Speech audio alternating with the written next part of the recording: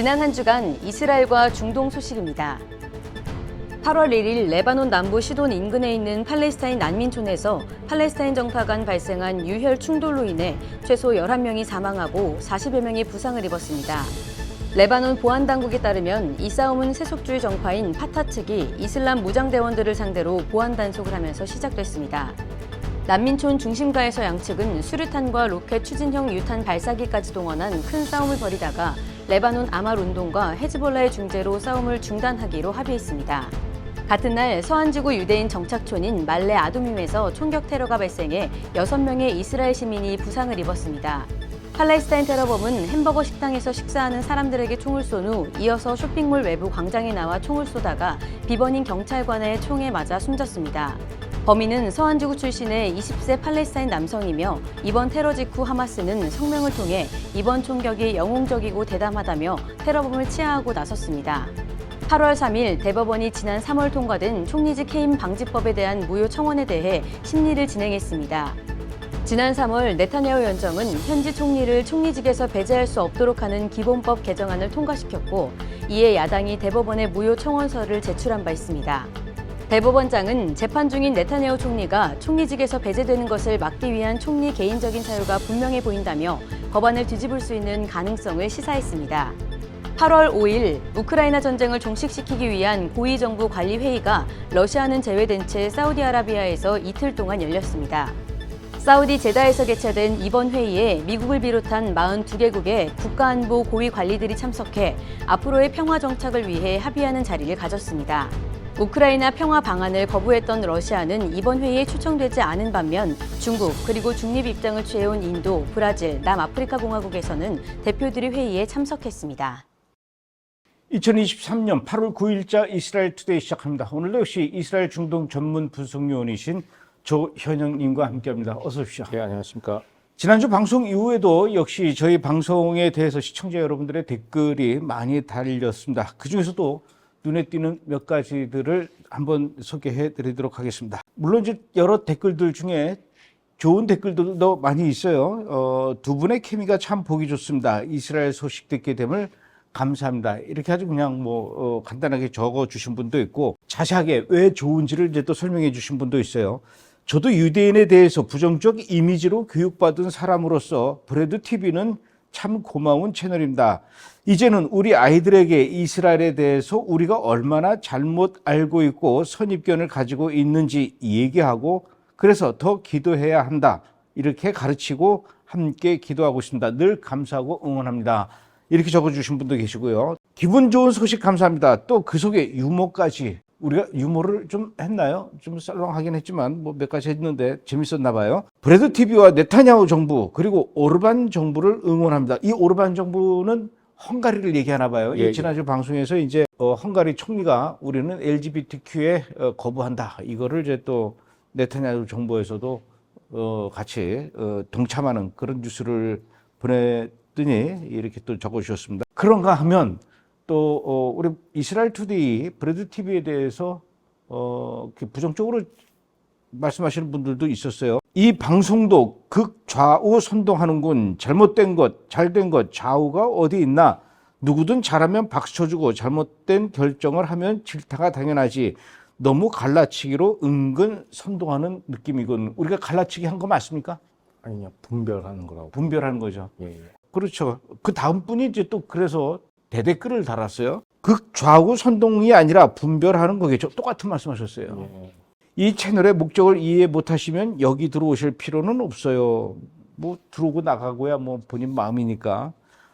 들어오는 분들 중에 별의별 사람들이 다 있으니까. 이분은 아주 굉장히 심각하게 저희한테 얘기를 하셨습니다. 초창기부터 시청하고 있는 구독자로서 충고를 하지 않을 수 없습니다. 초창기부터 지금까지 쭉 구독을 하셨으면 계속 보셨다는 얘기인데 깡패 국가인 중국과 러시아 이런 표현은 중립적, 객관적, 학술적, 국제관계 등 모든 측면을 고려하더라도 전문성이 결여된 표현입니다. 기본적인 국제관계 및 방송적 기초교양을 의심케 하는 표현입니다. 지난주에 깡패 국가, 러시아하고 중국을 그렇게 얘기를 했어요. 어떻게 생각하십니까?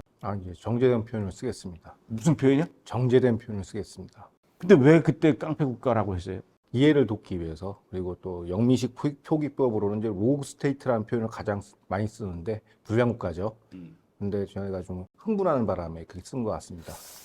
흥분하지 마시고 예.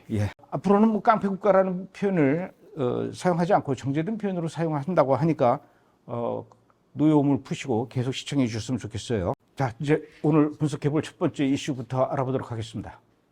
이스라엘과 사우디아라비아의 관계 정상화를 두고 미국과 이스라엘, 사우디 3국 외교가의 분주한 움직임이 포착됐습니다. 지난 7월 31일 다비드 바르니아 모사드 국장이 미국을 방문해 이스라엘, 사우디 간 관계 정상화와 이란 문제 등을 논의한 것으로 알려졌는데요. 제이크 설리번 백악관 국가안보보좌관도 지난 5월에 이어 3개월도 채 지나지 않은 시점에서 다시 사우디를 찾아 사우디와의 관계에 공을 들이고 있습니다. 바이든 행정부가 이번 정상화에 공을 들이는 배경에는 2024년 대선을 의식한 움직임이라는 분석과 중동에서 중국과 러시아의 영향력이 확대되는 요인들이 작용한 것으로 알려졌습니다. 이스라엘과 사우디와 미국이 관계 정상화를 위해서 움직임이 있다고 하는데 어떤 움직임입니까? 그러니까 먼저 설리반 국가안보보좌관은 지난 5월에 한번 방문을 했어요. 제이크 설리반. 예, 제이크 설리반이 이제 MBS 황세제 사우디를 방문했고 석 달도 안 돼서 또 방문을 했어요. 27일 날. 그리고 이스라엘 모사드 국장도 지난 31일 날에 미국 안보 수뇌부를 다 이제 연쇄 회동을 가졌는데 그 중에서 이제 핵심이 이제 브렛 맥거크 백악관 국가안보보장회의에 이제 중동 북아프리카 조정관과 만났어요. 이분이 중요한 게 뭐냐면 중동 정책을 설계하는 사람이거든요. 이 사람과도 깊은 이제 대화를 가졌다고 이제 보도가 나왔는데 뭐 일상적으로 만나는 거 아니냐라고 하는데 좀 횟수가 좀 늘었다라는 거 하나 하고 두 번째는 뭐냐면 미국 바이든 국무부의 마우스피스 역할하는 토마스 프리드만이라는 이제 칼럼니스트가 있는데 NYT에 기고를 했어요. 그러면서 이스라엘 사우디 정상화가 가시권에 들어왔다고 이제 얘기를 하니까 이제 이스라엘 언론이 이제 이거에 대해서 집중 보도를 하기 시작한 것이죠. 세 나라가 이제 모여서 회담을 했는데 이 회담에서 이야기된 주요 안건은 어떤 것들입니까? 그러니까 이스라엘 사우디 정상화도 있고 그 이란 문제도 들어있고 그 다음에 이스라엘 사법개혁에 관한 문제, 그 다음에 팔레스타인 이슈 등 여러 안건을 이제 이번 회담 때 논의했다고 하는데 프리드만의 NYT 기고 칼럼을 인용해서 이제 이스라엘 주류 언론들은 사우디 이스라엘 정상화에 방점이 찍혀 있다라고 지금 보도하고 있습니다. 이번 그 세 나라 간의 그 회담을 미국이 이제 주선했지 않습니까? 왜 갑자기 이렇게 미국이 이스라엘과 사우디 간의 그 관계를 정상화하려고 발벗고 나서고 있는 그런 형국입니까? 그러니까 앞으로 내년이면 미국 대선이 있지 않습니까? 그러니까 이제 중동 이제 어떻게 보면 정책의 성적표를 이제 보여야 돼요. 성과를. 일기가 마무리가 되니까. 그래서 그 문제도 있고, 그 다음에 중국 영향의 확대. 그럼 이제 미국이 견제해야 되는데 이게 영향이 확대되는 측면이 있고, 그 다음에 러시아, 이란, 사우디가 연대를 강화하고 있어요. 그러니까 이제 러시아가 사우디랑 같이 합작해서 오페크 플러스를 통해서 유가 감산하면서 이제 세계 유가를 갖고 이제 조작하고 있고, 그 다음에 또 결정적인 게 뭐냐면 바이든표 중동 정책의 핵심인 이제 이란 핵 협상이 이제 지지부진됐습니다. 이 협상 주무실 담당자가 이제 로버트 말리인데 특사인데 이 사람이 지금 수사를 받고 있어요. 그래서 이제 여러 가지 이유로 이제 중동 정책이 이제 삐끄덕거리니까 이제 좀 급해진 거죠. 그렇다면 미국의 요구대로 이스라엘과 사우디가 관계 정상화를 이제 하기 위해서 또 사우디도 그냥 뭐 시키는 대로만 하지는 않을 것 같아요. 뭔가 미국에다 요구하는 바가 있을 것 같은데 사우디가 미국에 어떤 걸 요구하고 있습니까? 사우디 측은 이제 미국과 이제 나토 수준의 고강도 상호 안보 협정을 체결하길 원해요. 그러니까 아르크 4라고 해서 이제 상대방이 공격을 받으면 자동 개입하는 조항, 그 정도의 이제 이른바 상호 방위 조약을 원하고 있어요, 미국과. 그러면서 핵무기로 전용 가능성이 있는 민수용 핵 프로그램 개발을 허용해달라라고 얘기하고 있고, 그 다음에 첨단 무기 판매, 특히 미사일 방어 시스템 중에 우리나라에 도입된 사드, 고고도 방어 시스템부터 다양한 이제 전투기, F-35 등등 이런 것도 우리한테 판매를 허용하라라고 지금 주장하고 있습니다.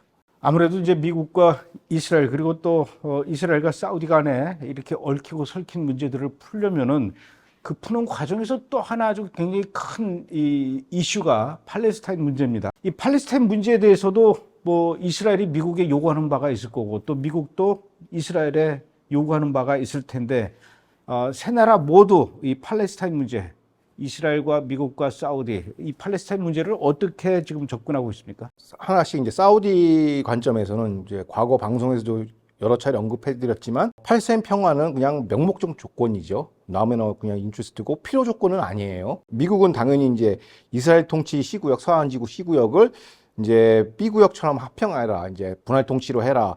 그래서 C구역 포기를 사실상 이제 중재 대가의 계산서로 이제 이스라엘한테 이제 들이밀고 있습니다. 현재는. 그게 C구역을 포기한다는 얘기는 결국은 C구역에 있는 유대인 정착소를 다 빼내라 이 얘기죠. 그렇죠. 그건 현실적으로 가능하지가 않을 텐데. 그러니까 이거에 대해서 이제 네타냐후 통합내각은 어떤 입장이냐면은 트럼프 행정부 시절의 정책 기조, 팔레스타인 정책 기조는 뭐 골란고원 회복, 서한지구, 예루살렘 대사관 이전 같이 이제 사실상 서한지구를 이스라엘에 병합하는 방향 이 노선을 사수하고 있어요. 네타냐후 우파 내각은. 그래서 바이든 행정부가 제시한 계산서는 이른바 계산서라고 하는 C구역 포기는 수용할 가능성이 거의 없다에 가깝죠. 그래서 대체로 이스라엘 주류 언론 중에 하나인 이제 중도 좌성향인데 타임스 오브 이스라엘에서는 바이든 행정부가 사우디 이스라엘 정상을 위해서 팔레스타인 이국가 해법, 이른바 이제 서한지구 포기 이런 해법을 이제 포기할 수도 있다라는 진단이 있어요. 그러니까 이제 기존에 주장해왔던 팔레스타인에 대한 뭐 인권 강화 이런 것들은 이제 포기할 가능성이 있다는 진단을 내놨습니다. 이스라엘 현지 매체에서. 왜 그러냐면 이스라엘 사우디 정상화보다는 미국이 더 앞서 언급한 이유로 이란 핵 지지부진, 그다음에 중동에서의 중국 러시아 견제 문제 때문에 오히려 미국이 더 달아올라 있어요. 더 조급하다는 거죠. 정상화에 더 급한 것이죠. 그래서 오히려 이제 가장 아끼는 이제 팔레스타인 카드를 내놓을 수도 있다라는 해석이 이제 현지 언론에서 이제 지적되고 있습니다. 이런 와중에 이스라엘의 베냐민 네타냐후 총리가 대규모 철도, 고속철 프로젝트를 발표했어요. 뭐 어디서부터 어디까지 얼마나 달린다는 얘기죠? 그러니까 예상 규모, 프로젝트 규모가 35조 원이라고 해요. 근데 이스라엘 최남 도시인 에일라트부터 지중해 사우디를 비롯한 아라비아 반도를 연결한 대규모 이제 철도 물류 프로젝트를 발표했습니다. 그러니까 관련 프로젝트 완성되면 이제 중동, 유럽, 인도양 어떻게 보면 새로운 무역 지도를 만드는 거예요. 지중해권 다 연결되고 새로운 물류 허브가 완성되는 것이죠. 그래서 이제 네타냐후가 왜 이 시점에 이런 대규모 프로젝트를 발표했느냐. 그러니까 두 가지 메시지입니다. 첫 번째는 이스라엘은 미국이 없어도, 그러니까 미국 없이 이른바 공식적인 양국 국교 정상화를 하지 않아도, 그러니까 인포멀 정상화라고 그래요.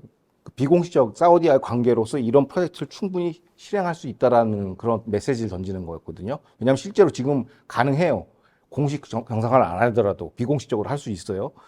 두 번째는 이제 중동 아랍권 인구에게 이스라엘이 이제 새로운 이제 프로젝트를 보여주는 거죠. 그러니까 우리 중동 발전을 위해서 아랍권한테 새로운 이 철도 물류 프로젝트에서 우리 경제 부흥할 수 있다라는 새로운 청사진을 중동 그 아랍권들한테 이제 제시하는 홍보 메시지라고 볼 수 있습니다. 뭐 안 그래도 지금 뭐 사우디는 그 MBS가 네옴시티인가 뭔가 그걸 지금 또 계속 그 하려고 이렇게 준비하고 있지 않습니까? 거기에 또 이스라엘에서 고속철이 연결이 된다면은 또 이 시너지 효과도 나오고. 그렇죠.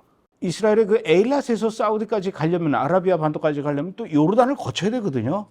그 여러 가지 이제 문제들을 다 극복해서라도 우리는 이런 일들을 사우디하고 할 수 있다라는 거를 좀 미국 쪽에다가 좀 보여주려고 그러는 것 같은데, 뭐 결국은 이스라엘과 사우디 관계 정상화는 꼭 굳이 미국이 없어도 될 수도 있다는 얘기입니까, 그러면은? 그러니까 공식적인 외교 정상화는 미국에 해서 이제 모양새 갖추는 거지만은 현행 비공식 외교 정상화, 외교 관계, 현행 비공식 인포멀 관계라고 해요, 현지에서는.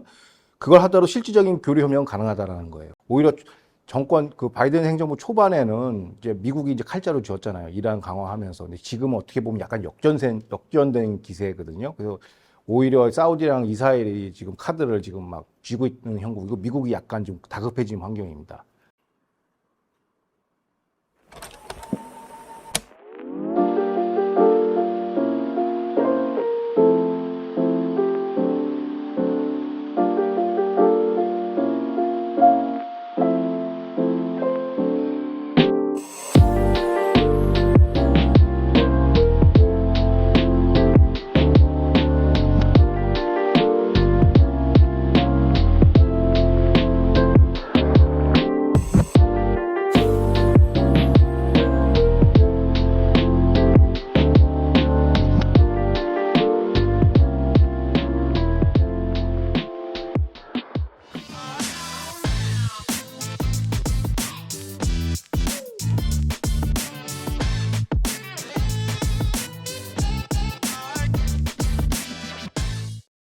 두 번째 분석 이슈 알아보도록 하겠습니다. 가자지구 무장단체 하마스의 리더와 서한지구를 통치하는 팔레스타인 자치정부 수반이 이집트에서 열린 정파 지도자 회의에서 만났습니다. 이날 하마스 지도자인 이스마일 하니에는 아바스 PA 수반에게 화합을 위한 조건으로 이스라엘과의 치안 협력과 정치범 체포를 중단하라고 요구했는데요. 2006년 팔레스타인 선거에서 압승한 하마스는 선거 결과에 불복한 파타당을 가자지구에서 몰아낸 뒤 이스라엘을 상대로 무력 저항 노선을 유지하며 독자적인 통치를 이어오고 있습니다. 한편 이례적으로 가자지구에 거주하는 팔레스타인 주민 수천 명이 취약한 생활 여건에 대한 불만을 드러내며 통치 세력인 하마스를 비판하는 시위를 벌였습니다. 시청자 여러분들이 좀 헷갈려 하실 것 같아서 제가 질문을 드리는 건데, 가자지구의 하마스 지도자 그리고 또 팔레스타인 자치정부의 수반 두 사람이 만났다고 해요. 두 사람은 어떤 차이가 있고 어떤 관계가 있는 건지, 특히 이스라엘을 대하는 그런 태도, 입장 어떤 차이가 있는지 설명을 해 주실 수 있습니까? 그러니까 이른바 이제 팔레스타인의 정통성을 두고서 이제 경쟁하는 두 핵심 정파가 있는데요. 그게 우리가 많이 뉴스에서 접하는 정파가 이제 팔레스타인 자치정부 PA, 팔레스타인 해방기구의 집행기구로서 2005년 아라파트 사망 후에 이제 파타당 아바스가 집권 세력으로 등극을 했어요. 사실상 PA는 이제 파타당 아바스가 집권 세력이고, 거기에 대척해서 경쟁 세력이 이제 누구냐면 하마스예요. 근데 하마스는 이제 무장 투쟁 노선입니다. 이스라엘을 이제 때려잡겠다, 뭐 이렇게 투쟁해서 다 척살하겠다는 게 무장 노선이고, 아바스 같은 경우는 그래도 이스라엘하고 비판적이지만 협력하는 관계, 팔레스타인인데, 원래 이게 가자지구랑 서한지구가 다 팔레스타인 그 자치기구 산하에 있었는데 2006년에 선거를 치렀어요. 이제 팔레스타인 이제 수반을 뽑기 위한 선거를 했는데, 이때 하마스가 압승을 했습니다. 근데 파타 정파의 아바스 수반이 선거 불복하고 그냥 무야로 그냥 끝내버렸어요. 그래서 그 이후로 지금까지 선거가 없습니다. 그러니까 여기에 이제 하마스가 이제 불복하는 의미로 가자지구에서 전쟁을 벌였죠. 그래서 거기에 있던 이제 파타 정당을 다 물러내고, 지금에 와서 현재는 가자지구를 이제 하마스가 통치하고, 서한지구는 이제 아바스의 팔레스타인 수반이 통치하는 이런 구조가 있고, 아무래도 하마스는 이제 무장투쟁 노선이다 보니까 이스라엘한테 더 강경한 노선이죠. 지난번에 가자 작전에서 나왔듯이 거기서 이제 미사일도 발사하고 하지만, 하마스가 매운맛이라면 이건 약간 덜 매운맛이 이제 팔레스타인 해방기구라고 볼 수 있어요. 굳이 설명을 하자면. 그러니까 이 팔레스타인 자치정부가 있는 웨스트뱅크, 그 서한지구, 그 다음에 이제 하마스가 있는 가자지구. 근데 이 파타당은, 팔레스타인 자치정부는 어느 정도 그래도 이스라엘 정부하고 협력 관계예요. 그죠. 파우다라는 그 이스라엘 드라마를 보면은요, 이스라엘의 그 정보 요원들이 그 팔레스타인 정부로부터 이 테러리스트들에 대한 정보들을 또 이렇게 넘겨받고 막 그러더라고요. 예, 정보교류를 하죠. 그래서 그걸 요번에 하지 말라고 한 거예요, 하마스가. 피해 당국의 테러범, 그러니까 그들 표현으로 이제 정치범이죠. 체포를 중단하라고 하는 거죠. 그 테러리스트에 대한 이제 이스라엘 입장에서 테러리스트지만 그들 입장에서 정치범을 이제 석방하고 체포하에 협조하지 마라, 정보 교류를 하지 마라, 수사 협조하지 마라라고 PLA 정파 모임에서 이제 그런 요청을 한 것이죠. 그런데 그렇게 별로 이렇게 사이가 안 좋고 성격도 다른데 이번에 만났어요, 두 지도자들이. 뭔가 화합을 기대할 수가 있는 겁니까? 화합보다 이제 사실상 이들이 어떤 기구에 속해 있냐면 팔레스타인 해방기구 PLO의 이제 단체로 다 가입해서 이제 서로 이제 자기 주의 주장을 하는 건데, 사실상 이게 무기력하죠. 회원도, 그러니까 예를 들어서 우리가 익히 잘 알고 있는 신생 테러 세력 팔레스타인 이슬라믹 지하드 PIJ 같은 경우는 여기 소속도 안 돼 있어요. 그리고 지금의 서한지구에 다양한 지금 무장 정파가 나왔는데 그들도 이 PLO 회원이 아니에요. 그 명목상인데, 실질적인 팔레스타인 여러 무장 정파를 컨트롤하는 건 누구냐? 이란입니다. 그러니까 이란 IRGC 산하의 쿠드 포스가 이제 테러 재정 지원, 병참 지원으로 이제 정파 간 조율을 하고 있어요. 그러니까 여기서 뭐 대화의 타협 이런 거는 신의 협정은 기대할 수 없는 것이고, 이란이 이제 소위 얘기해서 이제 저항 세력이란 축을 만들어 가지고 이들을 컨트롤하고 있는 형국이라 볼 수 있습니다. 어쨌든 파타하고 하마스하고 뭐 그렇지 않을 거라고 이렇게 예상을 하고 계시지만은, 어쨌든 양쪽에 이렇게 모여서 이렇게 화합하고 이런 거 이스라엘 입장에서는 별로 좋아하지는 않을 것 같아요. 그러니까 이스라엘은 기존 노조가 뭐냐면 이제 어떻게 보면 차악과 차차악의 선택이라고, 그러니까 하마스를 견제하기 위해서 좀 팔레스타인 당국을 좀 키워줘야 된다라는 이제 그런 과거 외교 정책도 있었어요. 근데 별 이제 큰 차이가 없다라고 느끼는 것 같아요. 왜냐하면 앞서 언급한 것처럼 이런 거준 조정을 뭐 팔레스타인이 독자적으로 하는 게 아니라 항상 때 되면 이제 이란 대통령 만나러 가요. 서로 아련하러 가는 것처럼. 그래서 이제 약간 대리 세력화 됐기 때문에 이란이 거준 조정했기 때문에 이건 별 의미가 없다라고 보는 게 맞죠. 이런 와중에 가자지구 안에서 그 가자지구의 주민들이 하마스를 반대하는 시위를 아주 격렬하게 벌였다고 하더라고요. 그동안은 가자지구 주민들이 이스라엘을 향해서 이렇게 반대하는 그 시위는 종종 있어 왔는데 이번에 이렇게 그 주민들이 하마스를 향해서 이렇게 반대하는 시위를 벌인 왜 이런 일이 일어난 겁니까? 그러니까 핵심은 생활고죠. 기존 외신에는 반이스라엘 관제 집회만 이제 대서특필하면서 보도했는데 매년 여름만 되면 연례 행사처럼 이제 시위대 구호가 전기는 어디에 가스는 어디에 부끄럽다 뭐 이런 게 나오고 하마스 깃발 화형식도 하고 최근 폭염 속에 이제 하루 평균 전력 공급이 4시간에서 6시간밖에 안 된다고 순환정전 시스템으로 돌아가고 그러니까 왜 이런 현상이 있냐니까 아랍권 부국과 이제 서구 유럽에 이제 각종 원조 자금이 들어오지 않습니까? 근데 이거를 가자지구 주민들한테 이렇게 나눠줘야 되는데 급여로서 하마스 측이 다 갈아채요. 그래가지고 카타르에서 호화 호텔에서 거기서 이제 지도부가 이제 파티하고 그런데 다 써버리고 하니까 이제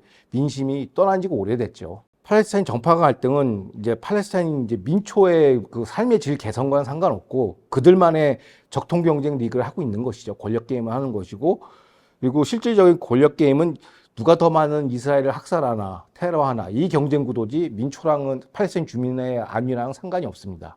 그런가 하면 레바논에 있는 팔레스타인 난민 캠프에서 팔레스타인 소속의 파타당 이 사람들하고 무장 세력과 그 또 이슬람 무장 세력 간의 무력 충돌이 또 일어났다고 해요. 그러니까 레바논 시돈 지역에 이제 소재한 이제 팔레스타인 난민 캠프에서 이제 아까 언급한 이제 PA 소속 파타 정당 무장 세력과 또 신생 또 이슬람 무장 세력 간에 또 이게 시가전이 있었나 봐요. 그래서 무력 충돌을 11명의 사상자와 40여 명의 부상자가 속출했다고 했고 레바논 현지 이제 의회들이 이제 여러 가지 시스파이어나 이렇게 중재 노릇을 섰는데 다 이제 허물어졌죠. 또 그래서 그런 상태가 있습니다, 지금. 이스라엘도 지금 뭐 사법개혁을 두고 찬성과 반대로 이 국가 전체가 아주 그냥 극단적으로 분열되고 팔레스타인도 지금 뭐 파타당과 하마스와 이렇게 막 분열되고 뭐 이스라엘 팔레스타인뿐만 아니라 지금 전 세계 어디도 이렇게 분열이 안 되는 데가 없는 것 같아요. 그러니까 이제 앞선 두 사례로 봐도 그러니까 외신 보도는 이제 팔레스타인 평화가 항상 이스라엘 때문에 문제가 있다 뭐 이런 식으로 얘기했는데 그거 상관없다는 거죠. 그들만의 또 투쟁이 벌어지고 앞서 네트냐후의 철도 프로젝트도 결국엔 중동 아랍권에 구애를 하는 거죠. 너네 솔직히 팔레스타인 관심 없잖아. 우리랑 같이 경제 부흥하자 이런 메시지죠.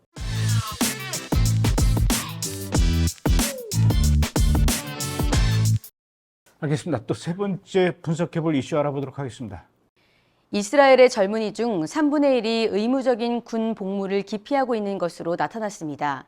2020년 보고서에 따르면 18세 남성 중 32.9%가 병역을 면제받았고 입대자 중 15%도 중간에 퇴소해 전체 남성 47.9%가 군 복무를 마치지 않은 것으로 드러났는데요.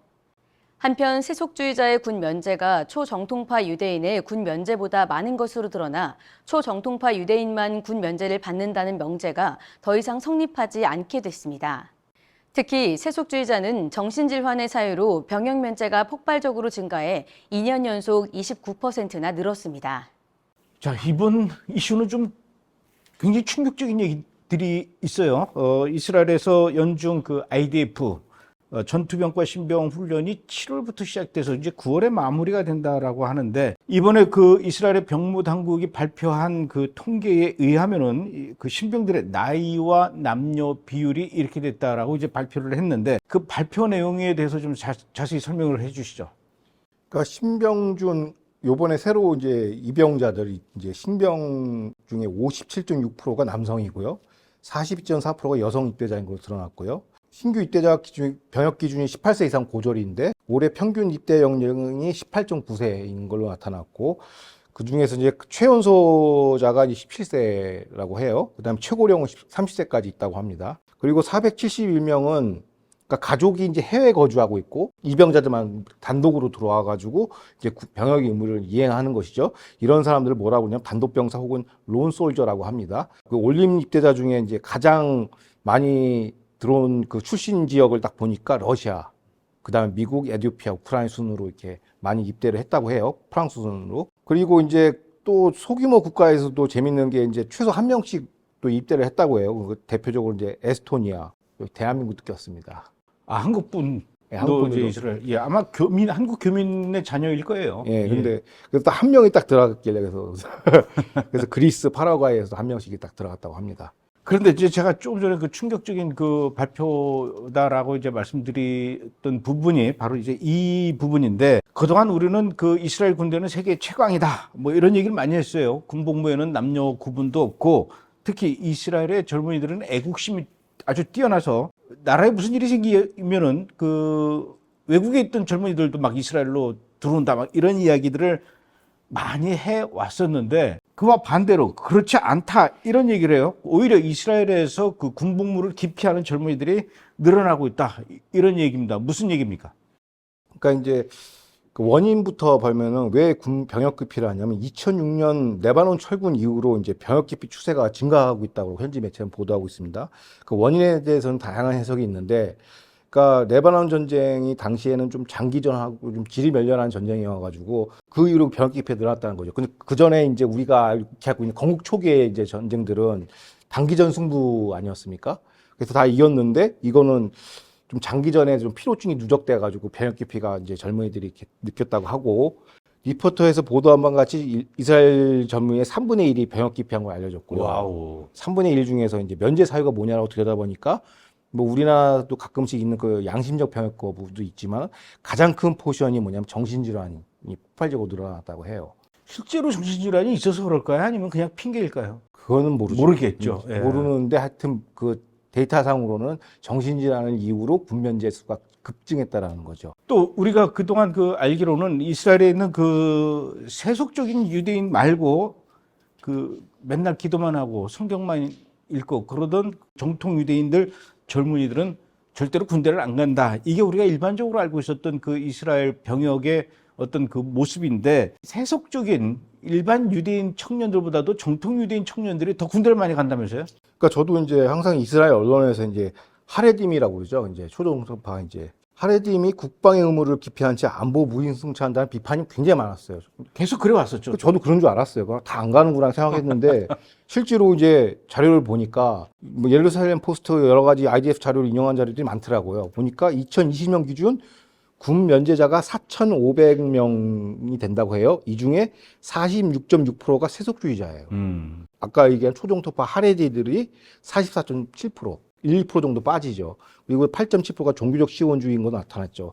물론 하레디님도 면제를 하지만은 세속주의 군면제자가 굉장히 많다라는 거예요. 그러니까 항상 욕을 먹고 있었는데 좀 불공평하다는 생각이 좀 들어가지고 이 기사를 제기했고, 이런 트렌드는 2020년뿐만 아니라 계속되어 온 트렌드라더라고요. 보니까 그 덧붙이자면은 이제 하레디는 완전 군대를 안 가는 게 아니라 또 하레디 출신은 구성된 이제 전투 중대가 있어요. 뭐 해치하고 토머스 중대라고 여기도 존재해요. 이것 때문에 또 이스라엘 역사를 파보니까 하레디의 군면제는 그러니까 건국 초기에 이제 초종통파가 요구한 것이 아니라 당시 이제 벤구리온 총리 시절에 초종통파 하레딤을 병력 자원으로 쓰기 싫어가지고 부정적으로 봤어요. 군인 들어가는 걸. 그래서 그런 오퍼를 했다고 하더라고요. 저는 반대쪽에서 우리 안 가 이렇게 하는 줄 알았는데. 벤구리온 총리가 오히려 정통 유대인들한테 너희들은 군대 가지 마라. 네, 왜냐하면은 군대 그 사분오열된다고 지휘체가 망가지니까 오히려 부정적으로 봤다라는 거예요. 병력 자원으로 하레딤을.